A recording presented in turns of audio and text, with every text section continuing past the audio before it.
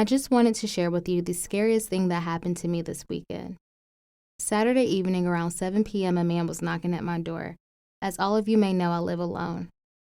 I asked who it was and he didn't answer. So once I got close to the door and looked out of the peephole, I saw a male figure that was not familiar to me at all. I asked who he was and all he stated was that he was from the FBI and that he was looking for Kanika Powell. It freaked me out completely because this man knew my name. He held a shield up but no picture ID, and he never gave his name. He told me he was looking for me in regards to an investigation. I told him that I had no idea as to what he was talking about and that he would need to show me documentation as well as a warrant of some sort. So he left and I looked out of my bedroom window and saw him walking. I also heard a voice tell him to walk in the opposite direction.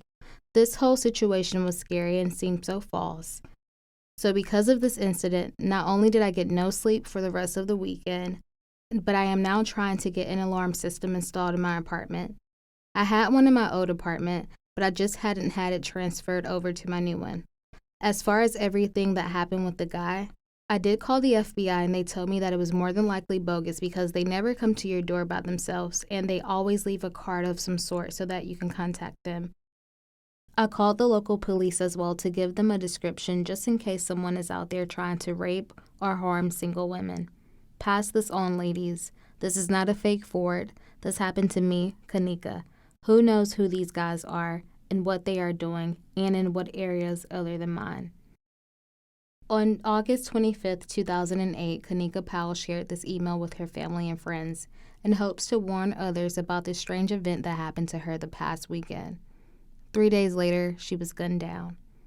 Kanika Powell was from Prince George, Maryland, and born on January 31st, 1980. She was very cautious, ambitious, hardworking, and extremely smart.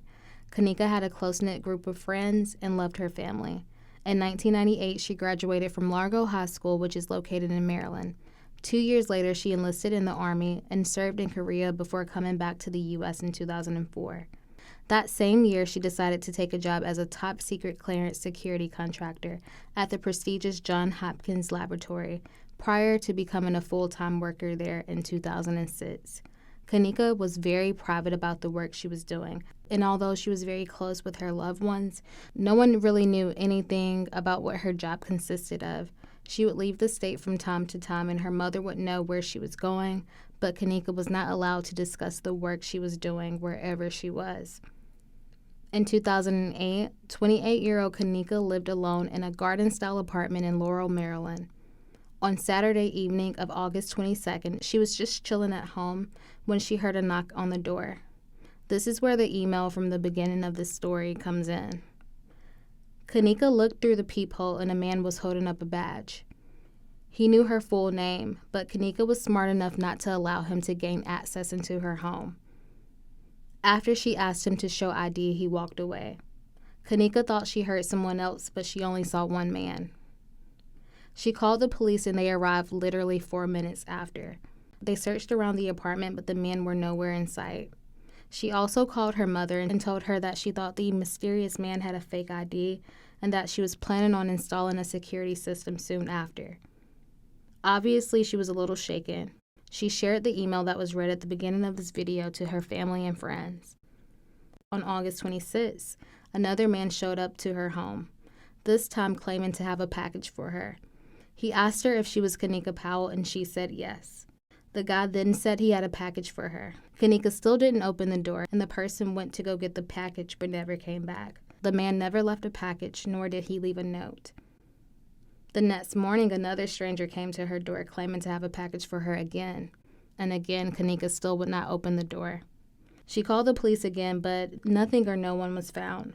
Kanika called her mother early that same morning, and her mom could tell Kanika was worried, but didn't seem too scared. Kanika just couldn't understand who would bring her a package at 7:30 in the morning. Kanika then told her mother that she was going to take the day off of work to get her errands done in the daytime instead of doing things at night. When Kanika arrived back home at approximately 11:50 a.m., someone was waiting inside the doorway and shot her multiple times. Kanika passed away the following day on August 29th. Kanika's wallet and keys were found next to her body, so robbery was ruled out as a motive. According to the detectives, Kanika had no boyfriend, scorned ex, or known enemies, and they did not believe her job was a motive. There have been many theories as to what happened to Kanika. One being that she was a victim of Jason Scott, who was a serial killer that lived in Maryland at the time Kanika was murdered. He worked for UPS and reportedly may have used the database to find his victims. He is currently serving 180 years in prison for murder and other crimes and has not admitted to killing Kanika or being a serial killer. Another theory is that her death is linked to her job. 3 months after Kanika was killed, 31-year-old Sean Green was shot 9 times while sitting at a red light. The attack took place just 25 miles from where Kanika was murdered, and Sean had worked as an IT professional for a national security contractor. Many people have speculated that both Kanika and Sean were killed by the same person and or for the same reason. I would like to hear from you all. Why do you all think Kanika was murdered? Do you think this has something to do with her job? Maybe she came across some information that she shouldn't have, or could this have been someone she knew? Do you guys think she's an unproven victim of Jason Scott, or was this just a random act of violence? Comment down below and let me know. Thank you all for watching. Don't forget to subscribe and turn on the post notifications, and I'll catch you on the next video. Bye-bye.